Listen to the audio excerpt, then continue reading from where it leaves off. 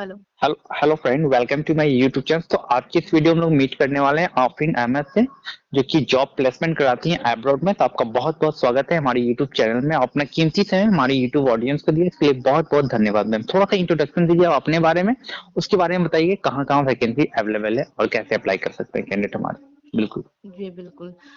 Actually मेरा नाम आफरीन अहमद है जी और बिल्कुल हम कोलकाता में रहते हैं। और जी मेरा ये इमिग्रेशन वाले इंडस्ट्री को अप्रोक्सली जी 8 इयर्स हो गया है। ठीक वेरी है। गुड। अच्छा अच्छा। अ, तो हमारे पास जो first of hmm, all vacancies है ऑल जी ओवर जी गल्फ में भी होता है जी और बिल्कुल अब्रॉड में भी होता है। तो अभी हम बिल्कुल। लोग जिस चीज के लिए हायर कर रहे हैं वो है हम्म, दुबई कंट्री के लिए। दुबई कंट्री के लिए आप हायर कर जी। रहे हैं, बिल्कुल। तो इसका हाँ। जो हम्म, जॉब डिस्क्रिप्शन है इस पे जी जी ये होटल इंडस्ट्री है। जी। होटल का नाम है recovery Dubai hotel. And okay. इसमें जो सैलरी बेस है हम्म, वो आपका इंडियन आईएनआर में आ जाएगा। 35K to 40K as a for the fresher.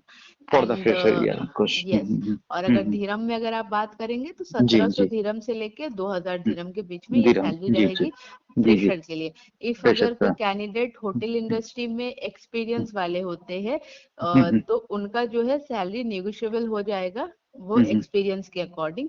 और ये बिल्कुल। डायरेक्ट सिलेक्शन है, यहाँ पे सीवी हम्म, सिलेक्शन है। यहाँ पे हम्म, आपको कोई इंटरव्यू नहीं देना होता। आपका अच्छा जो अच्छा अच्छा। रिज्यूमे होता है या हम्म, सीवी हम्म, होता है वो हम्म, सबमिट होता है। उसके हम्म, बेस पे वो सिलेक्शन होता है। जितना स्ट्रांग जी आपका सीवी रहेगा उस बेसिस पे जी वो सिलेक्शन आएगा। जी और सब। जो जॉब डिस्क्रिप्ट सॉरी जो जॉब डेजिग्नेशन है वो जी है सर्विस क्रू के लिए। ठीक है। जी बिल्कुल। 8 आवर्स ड्यूटी है। जी जी जी। वीकली अब मैं आपसे ऑफ यहाँ है। कुछ क्वेश्चन करना चाहूंगा जी आफरीन जी। जी हाँ, तो जी। सबसे पहले आप ये बताइए हमारे ऑडियंस को जो आपको सुन रहे हैं, ठीक है, हाँ। कि एलिजिबिलिटी क्राइटेरिया क्या होती है। मान लीजिए कोई भी जो कैंडिडेट हो वो जाना चाहता है एब्रो फर्स्ट टाइम में, जैसे मैं बात कर रहा हूँ, तो हम्म। फर्स्ट टाइम में अगर वो जाना चाहता है तो उसके पहले क्या डॉक्यूमेंट होना चाहिए, क्या एलिजिबिलिटी क्राइटेरिया होनी चाहिए, क्या वर्किंग डेज होता है, वर्किंग आवर्स होता है, वीक ऑफ डेज हम्म। होती है, सैलरी हम्म। सैलरी डेट, वर्क कल्चर कैसा रहता है और इन्वायरमेंट कैसा रहता है, ये सब चीज के बारे में थोड़ा सा आप डिफाइन कीजिए। मैं स्टेप बाय स्टेप बताए ताकि कैंडिडेट को ये चीज समझ में आ जाए कि कैसे अप्लाई करना है। देखिए कोई अगर फर्स्ट टाइम जाना चाहते हैं डॉक्यूमेंट, अगर कोई फर्स्ट टाइम जाना चाहे और सेकंड टाइम जाए या कुछ भी एक्सपीरियंस वाले जाए, डॉक्यूमेंट में कुछ वैसा कुछ नहीं रहता। अगर आप जी एक्सपीरियंस वाले हैं तो हम्म, आपको एक्सपीरियंस सर्टिफिकेट शो करना पड़ता है। और जब जी आप जी कंपनी को छोड़े हुए होते हैं तो वो लिविंग हम्म, सर्टिफिकेट देना पड़ता है।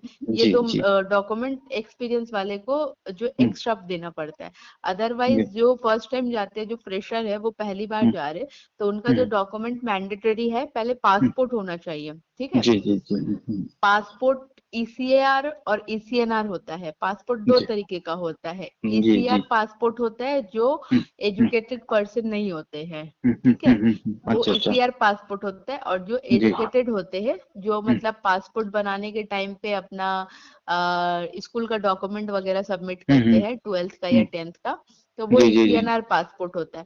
तो अब आप अच्छा अच्छा। ईसीएनआर पासपोर्ट आप कैसे समझेंगे कि आपके पास ईसीआर हम्म, और हम्म, ईसीएनआर पासपोर्ट है। तो जब जी आप जी अपना पासपोर्ट देखेंगे, वहां हम्म, पे जहाँ पे आपका डिटेल्स दिया हुआ रहता है, नाम हम्म, वगैरह, पासपोर्ट नंबर, वहां पे आप ठीक राइट साइड में ऊपर में देखिएगा, वहां जी पे लिखा हुआ रहता है इमिग्रेशन चेक रिक्वायर्ड।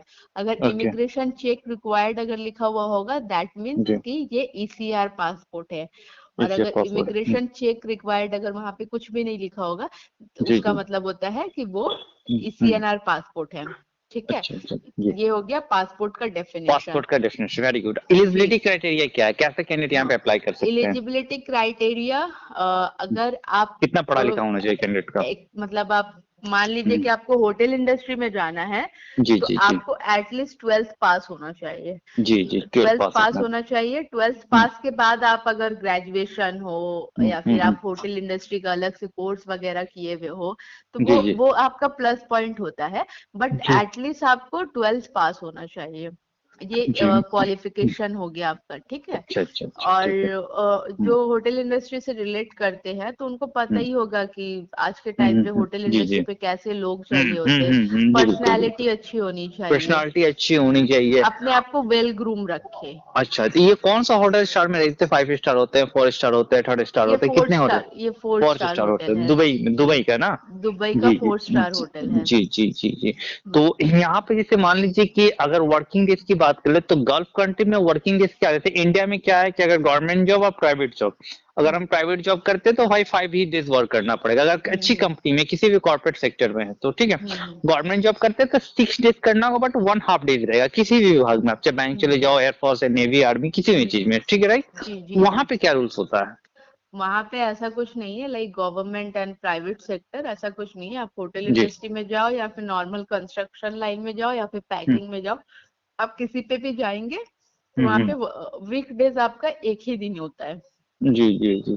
ठीक है, वीकडेज 1 डेज आइदर रहता है। हाँ आइदर हम्म, आपका फ्राइडे और नहीं तो हम्म, संडे, दोनों में अच्छा। से एक दिन आपको वीकडेज मिलता है, मतलब जी। आपको छुट्टी मिलता है। जी और जी। मतलब अगर कंपनी, अगर आपका मुस्लिम कंपनी रहा, ठीक है, हम्म, तो वो फ्राइडे को आपको हाफ डे दे देती है। अच्छा बट अच्छा होटल अच्छा। इंडस्ट्री में ये नहीं होता है। नहीं होटल होता है, इंडस्ट्री अच्छा में अच्छा अच्छा। आपको एक ही दिन ही छुट्टी मिलेगा, या तो फ्राइडे हाँ। या तो आपका जी संडे, ठीक है। दोनों में जी से जी। एक दिन छुट्टी मिलता है। अच्छा, वर्किंग आवर्स क्या रहती है मैम यहाँ पे? वर्किंग में आवर्स आपका रहता है 8 हम्म, आवर्स रहता है, 8 प्लस आवर्स ओवर रहता है, टाइम। हाँ, plus over plus time, over very good. Time है। जी जी तो जी अगर जी। आप ओवर टाइम करते हैं तो हम्म। उसको आपको, उसके लिए आपको एक्स्ट्रा पे किया जाता है, वो आपका जी सैलरी से जो है जी जी जी। हट के रहता है।